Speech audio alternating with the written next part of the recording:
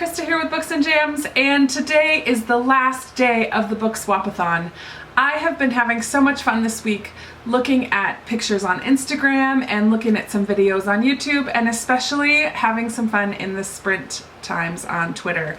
Thank you so much to everybody who participated.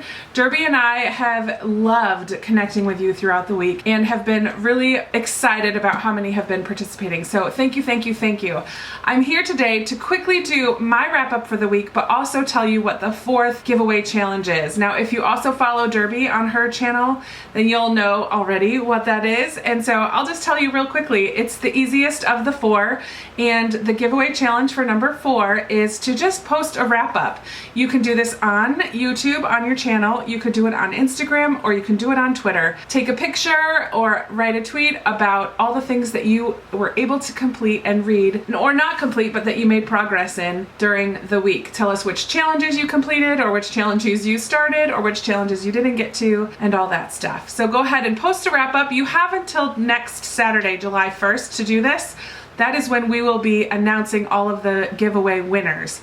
So if you haven't yet done any of the giveaways, I will link the other 3 down below. You can go ahead and still have time to do those, so get them in. As for me, this week ended up being way busier than I imagined when Derby and I first started talking about the BookSwapAthon, and so I did not do nearly as much reading as I had hoped. We do have 5 challenges, and I chose 5 books to read when I made my TBR, but I really only got through 1 new book. I made progress in another, and I finished a 3rd, which had nothing to do with the challenge. So let me just tell you what I read throughout the week. The first book that I picked up during the week, but then didn't read very much until today, is Octavia Butler's The Parable of the Sower. I'm doing a buddy read of this with April from Getting Hygge With It, and this is the book that completes, I believe, the 3rd challenge, where you have to pick up a book that you had set down previously and pick it up to finish it. And I'm about halfway through right now, and I will make more progress before the end of today, but I don't think I'm gonna finish it, but I'll get close. So this is the first thing I read this week. Secondly, I took a whirlwind trip to Virginia this week, and I listened to Still Life by Louise Penny on audiobook during my drive. I did complete this and loved it. I have heard Kate Howe and Katie from Life Between Words and others talk about Louise Penny and her Armand Gamache mystery series. When I found Still Life on audio at my library, I knew that was the first one in the series. Well, Katie told me that it was the first one in the series, and so I grabbed it real quick and was thrilled to listen to it. Still Life is about, it's the first in the series, so we meet a lot of characters in the town of Three Pines, which is in Quebec, Canada, and I loved listening to this on audio because my French is horrible. I can't read it, I can't pronounce it, and so listening to it on audio, it just made it a lot smoother than it probably would have been had I been trying to read it on my own.